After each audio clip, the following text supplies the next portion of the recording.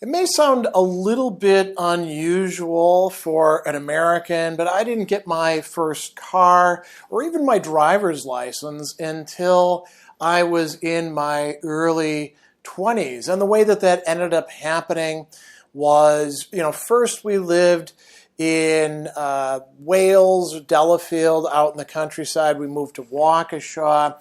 And the school that I was going to, Catholic Memorial, didn't actually have a driver's ed program. You had to go to another local school. And that summer, I got in some trouble, which is a whole other story. Wound up not being able to complete the driver's ed. And then by that time, we moved to Waukesha, and I could walk or take the bus most places that I needed to. And most of my friends had cars as well, so it wasn't a pressing thing for me. And then I went in the Army. And while you're in the Army, they kind of don't want you to get a driver's license unless you've already got one or they need you for some specific task. So I didn't get one while I was in there in Germany, and then I came back home. And then, it's time. So I went and did the normal stuff. You got to do your written test, your road test, practice a bit. But I had a driver's license, and I could drive, but I didn't actually have a car at the time. And so I know I was probably in sophomore year, I'm guessing. My mom had had a car for quite a while, and it was a Pontiac 6000. So we're talking about, an 80s, late 80s model. It was the color was actually called wine. So think about like the color of a Cabernet. And it was boxy the way cars were back then, but looked pretty cool. And it had fuel injection, and so it had a lot of pickup. It had like a 6-cylinder engine, and it was, it wasn't built like a tank like the really old-fashioned cars, but it was pretty solid and substantial. And she decided she wanted to get a new car. She would usually buy cars new and then, trade them in. But she said, hey, you could probably use a car, right? And I was like, yeah, of course. So she was like, do you want the Pontiac 6000? And I was like, yeah, absolutely. And it had, probably by that time, I'm guessing like 70, 80,000 miles on it. It was getting some good wear and tear in. And it was a little run down, but for a college student, particularly one who was not big into appearances and, been in the Army, it was just perfect. And so I had that car, and that meant I could drive back down to where she was living in Waukesha and later in Milwaukee, or go other places, drive to, Walmart, or to, out in the countryside, go fishing, drive to parties and things like that. So I drove it a lot. And, of course, I worked as well. I was still working mostly on campus that time, but then I moved in with my, at that time, fiance into an apartment in Sheboygan Falls, and so then I had to commute to campus, and a bunch of different jobs that I had to drive to as well. So it got a lot of work, and I put it through a lot of hard times. Before I tell you about all the accidents and mishaps and stuff like that, I'll tell you about the care that I did give it. So, I would give it oil changes regularly. Back then, we were really into using synthetic Mobil 1, and, I would clean it every so often. And, it was kind of a thing back then that you would not just wash your car, but you'd wax it. And that was sort of like a weekend thing to make a car look nice. You'd clean it inside. And I loved that car because it had a lot of power. It didn't look like a sports car, and it didn't handle like a sports car either, but it handled like a car that just had a lot of force behind it. And so, eventually you got to fix things. I changed the brake pads. A friend of mine walked me through draining the transmission and changing a filter. The power steering had to be fixed. We actually swapped out the radiator at one point. Eventually, things started to go on it, like the transmission when I was driving. This would have been like junior year.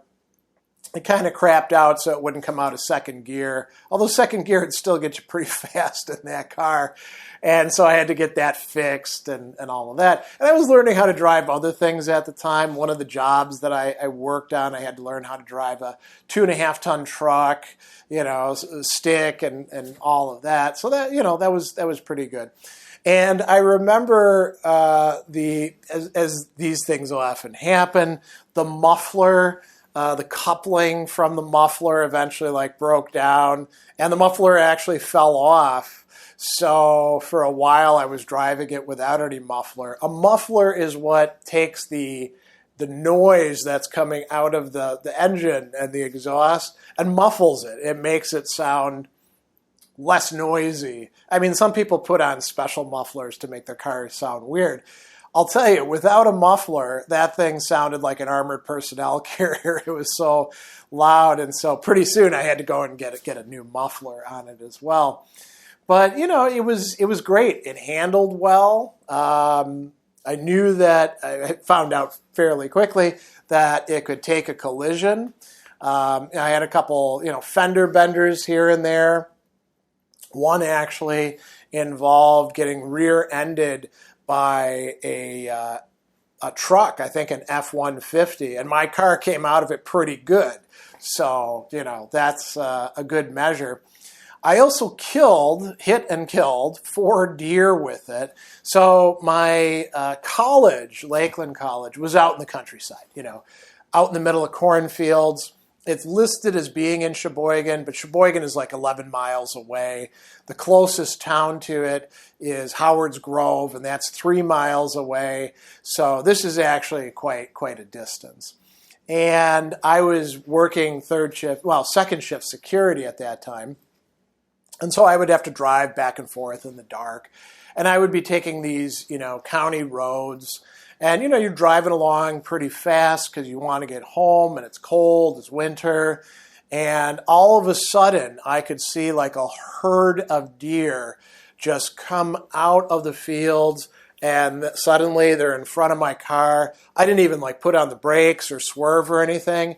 And then bam, I'm hitting them, and deer are flying in the air. And then of course I hit the brakes and slow down to check the damage to the car. They'd smashed up a good bit of the headlights, and the front end was kind of damaged a bit as well, but it didn't crack the radiator. It didn't do, any damage to the stuff that really mattered. And there was deer guts and blood and crap all over the place. One of the deers had swung around after it got hit, and it had its hooves had hit the door, and you could see the imprints of that there. And I was like, oh man, this sucks, But it was mostly cosmetic damage. So I, went out there, saw the deer were, the deer were long gone, or the deer were dead, and there wasn't anything I was going to do about it. So I got back in my car and drove home, and I figured I'll look at it in the morning, and then I did, and kind of taped it up with duct tape and fixed, got a replacement headlight for the one that had gotten smashed, and got it all together. I got another deer hitting accident as well on the way back with my, at that time, girlfriend from Sheboygan. And admittedly, we'd been out at the bars, so we had some stuff to drink. And we're driving along, and suddenly, same thing, deer are all over the place. And I hit one, and it kind of smashed up the front end a good bit. We had to drive home using the hazard lights.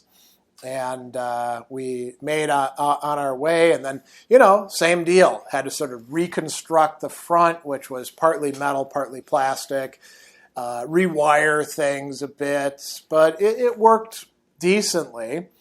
And that's the sort of stuff you could do on your cars back then, Nowadays, it's pretty difficult to work on your own cars in a lot of ways. The manufacturers make it, you need special tools in a lot of cases, and that just wasn't the case back then. So I kept that car and, finished up my time at college. I actually drove all over the place with it. That girlfriend and I, we drove down to Illinois and to Indiana to hang out with my relatives over the summer. She wasn't super thrilled with that because, they're kind of country people, and I think she was expecting something a little bit more glamorous. But I was, working at the time, and it was cheap to stay with them, and we'd party and have a good time. And then, I was back up in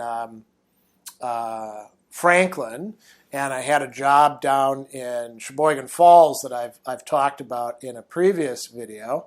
And I was up there for that summer of 1994, working out, writing, working, partying. And then I drove down to Milwaukee from time to time. And then my mom was like, what are you doing up there? Maybe come stay here at our place, get a real job if you're not going to go to graduate school. And so I was like, yeah, okay. So I drove down there, and getting a real job, took a little while.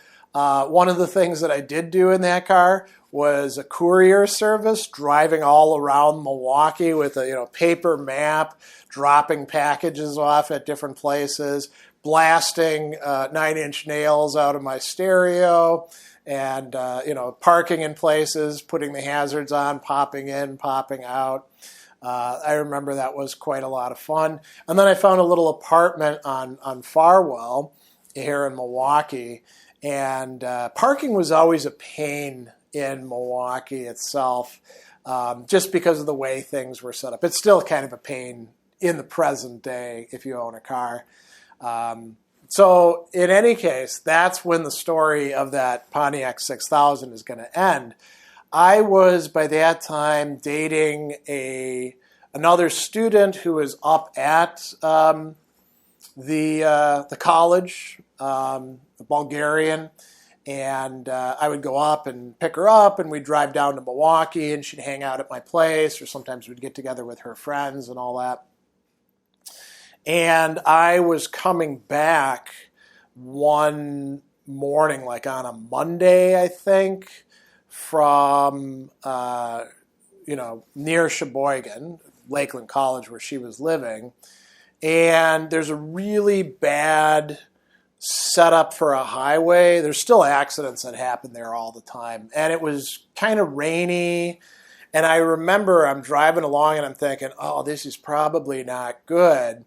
And suddenly, everybody in front of me starts to lock up their brakes and slide. And I'm like, oh, crap. So, of course, I do the same.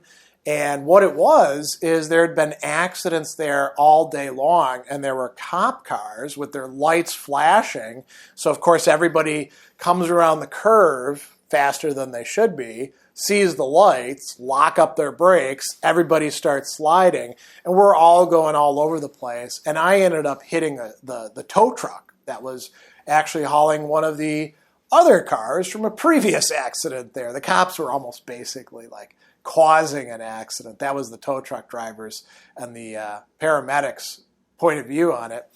And, once everybody's sliding, it's either you put your brakes on or you're going to hit them, right? So I hit that tow truck going about, 50 miles an hour. Lucky I had my seatbelt on because that was not a universal practice at the time, even though there were laws about it.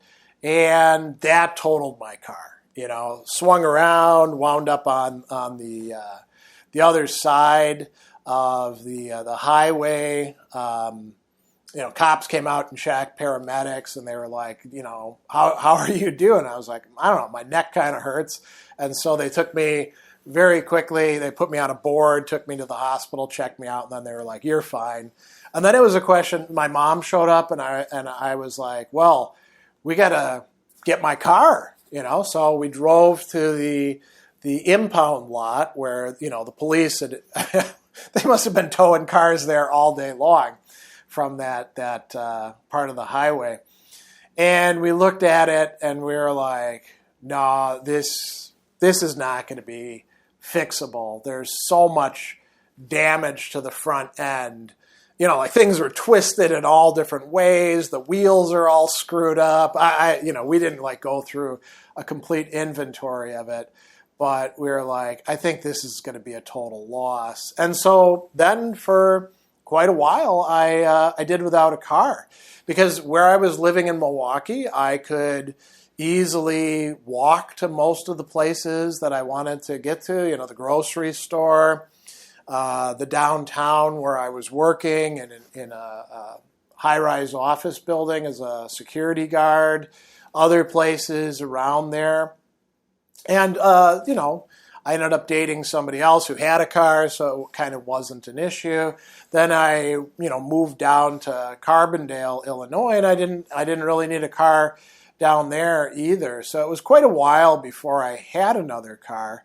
I would say I had the Pontiac 6000 probably 3 years or so, but it feels like it was a lot longer because I spent so much time in that car, and I really enjoyed driving it. It suited me well. It looked cool in my view. I don't think it was really that stylish or flashy from the point of view of car people, but it was like perfect for me.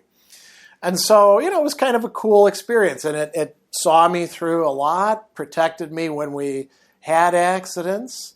Cost me a good bit of money here and there, but it was well, reciprocated by the service that it gave me. So I thought you might find that story a bit interesting about my first car ever.